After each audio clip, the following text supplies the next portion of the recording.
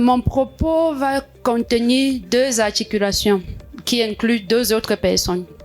Depuis le matin, vous avez vu plusieurs visages, plusieurs speakers qu'on a mobilisés pour pouvoir partager avec vous des expériences, des connaissances qui vont vous aider à tous d'être successful.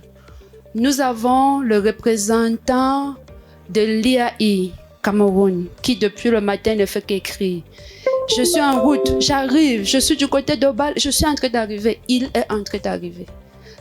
Peut-être qu'il va nous trouver de l'autre côté, mais il est en train de voyager et il dit qu'il n'arrive même pas chez lui, il veut venir, même si ça sera les 3 dernières personnes, il veut vous trouver.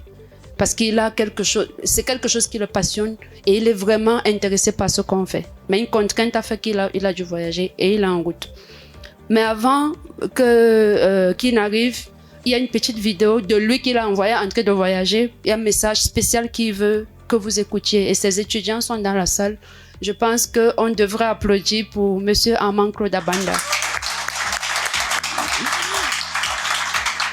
Donc, je suis parti de Bamendo aujourd'hui vers midi moins le quart, après avoir assisté à l'enterrement de la maman d'un de nos collaborateurs.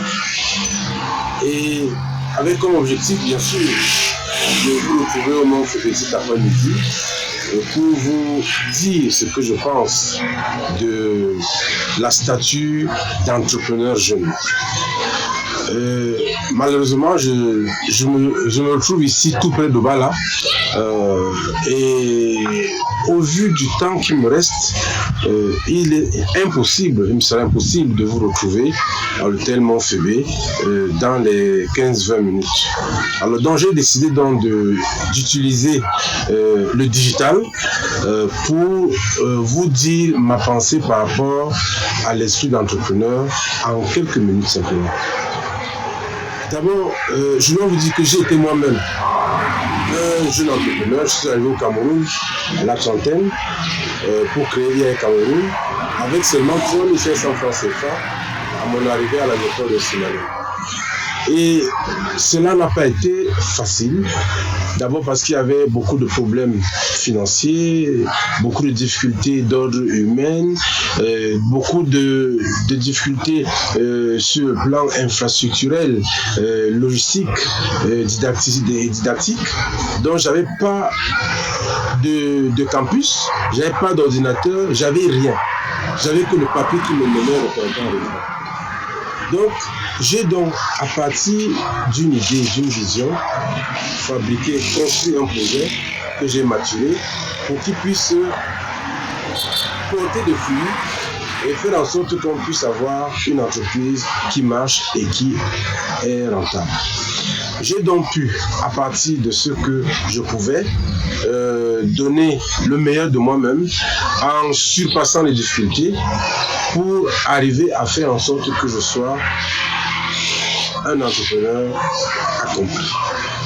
D'abord, lorsque vous avez des difficultés, il ne faut jamais vous laisser entraîner par la première d'entre elles, c'est-à-dire la difficulté financière. Tout problème peut être résolu et seulement avec la volonté que vous avez de réussir. Il y a des difficultés d'ordre humain. Lorsque vous avez maintenant, vous commencez à réussir, vous avez un certain nombre de jeunes ou alors d'amis qui peuvent être jaloux de votre réussite et qui commencent à torpiller votre succès. Alors à ce niveau-là, il faut passer. Maintenant, lorsque votre réussite est accomplie, il faut garder le triomphe modeste. Parce qu'il ne faut jamais se dire je suis arrivé. On n'est jamais arrivé. Il y a toujours quelque chose à faire pour donner plus à la société.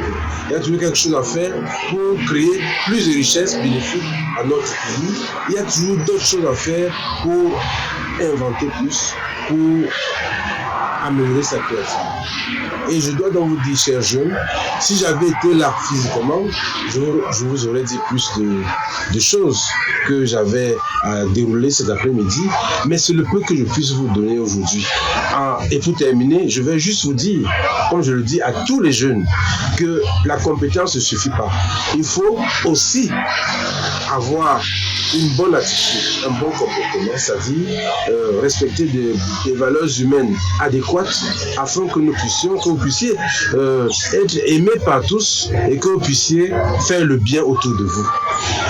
Il est donc important de dire que être compétent, c'est-à-dire avoir des aptitudes, et avoir un bon comportement, c'est-à-dire avoir de bonnes attitudes, vous amène à la réussite, c'est-à-dire atteindre une meilleure attitude. Et je dis donc souvent que pour atteindre la meilleure attitude, c'est-à-dire une meilleure réussite, il ne faut pas seulement avoir de bonnes aptitudes, il faut aussi avoir de bonnes attitudes, vu que cela soit une habitude et que cela se fasse en toute culture. Je vais reprendre.